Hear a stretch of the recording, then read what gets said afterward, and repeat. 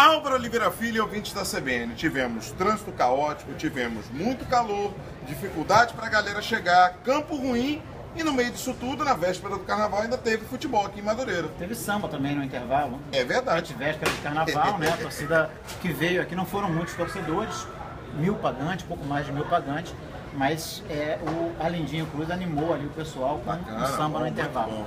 Bom, a gente tem que dizer o seguinte, Leandro, não dá para entender os critérios usados pela Federação de Futebol do Rio. O Madureira, na primeira rodada, tinha um mando de campo num jogo contra o Fluminense e foi obrigado a jogar em Moça Bonita porque a federação não autorizou que a partida fosse realizada aqui nesse estádio. E hoje, com o Madureira enfrentando o Vasco, o critério muda e o Vasco teve que jogar aqui. Nada contra o estádio Aniceto Moscoso. Acho até bacana quando o campeonato estadual é disputado em estádios menores e a torcida faz essa festa. O problema é que esse estádio hoje não oferece mais condições para que seja disputado um jogo de primeira divisão, né? Infelizmente.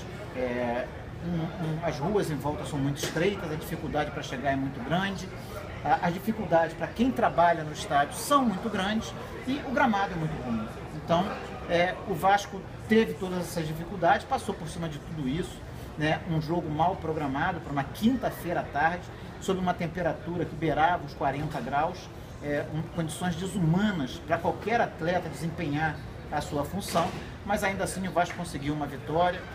O jogo começou difícil, mas aos pouquinhos o Vasco foi encontrando os atalhos para chegar até o gol do Madureira. Já era melhor no primeiro tempo, quando o Rafael Vaz, ali aos 44 minutos, com um chute de fora da área, fez 1-0 para o Vasco. No intervalo, os jogadores estavam tão cansados que os dois técnicos fizeram 2 mexidas cada um.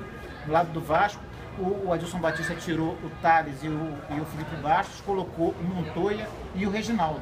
Botou o Montoya aberto do lado direito, o Reginaldo aberto do lado esquerdo e o Edmilson mais centralizado. E foi dos pés do Reginaldo que o Edmilson recebeu o passe para fazer o segundo gol, logo aos 5 minutos do segundo tempo, quando o Madureira pensava em sair em busca do gol de empate. Esse segundo gol do Vasco esfriou um pouco o ânimo do Madureira, que ainda chegou ao seu gol.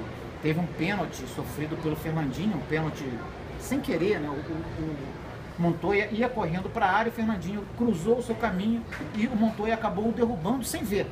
O árbitro marcou o pênalti. Foi o Aranda que acabou derrubando sem Aliás, ver o Aranda acabou derrubando o Fernandinho sem ver, né? E aí o árbitro marcou acertadamente o pênalti, o Carlinhos foi para a cobrança, cobrou bem e fez o primeiro gol do Madureira. O torcedor do Vasco ficou em suspense, achando que o Madureira voltaria para o jogo, mas o Vasco continuou melhor.